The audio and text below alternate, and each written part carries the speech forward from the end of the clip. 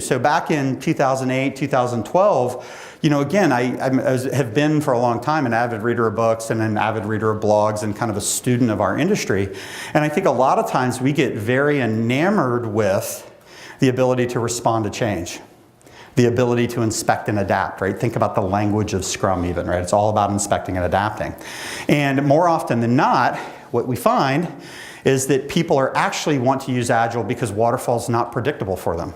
Right? They're not making their time, cost, and scope commitments. Quality, okay?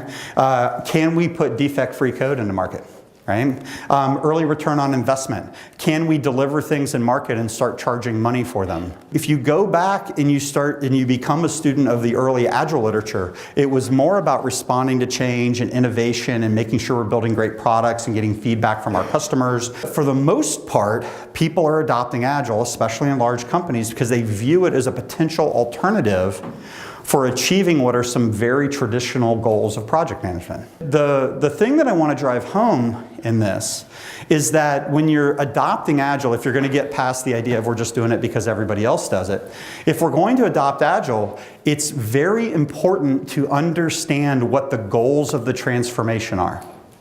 You might imagine that if you're focusing on building the right product, that's a different implementation of Agile necessarily than becoming predictable.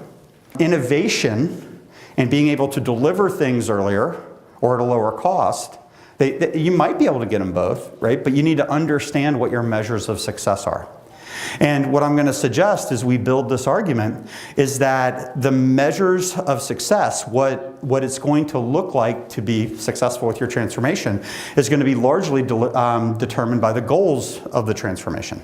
So understand what's important to your business stakeholders, understand why they're going down this path, and what they want to get out of it.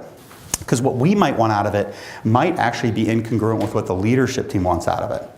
The things that we feel are important might be different than what our leaders feel are important, and that creates tension in organizations. So the first thing we want to do is make sure we're really aligned on what the goals of the transformation are.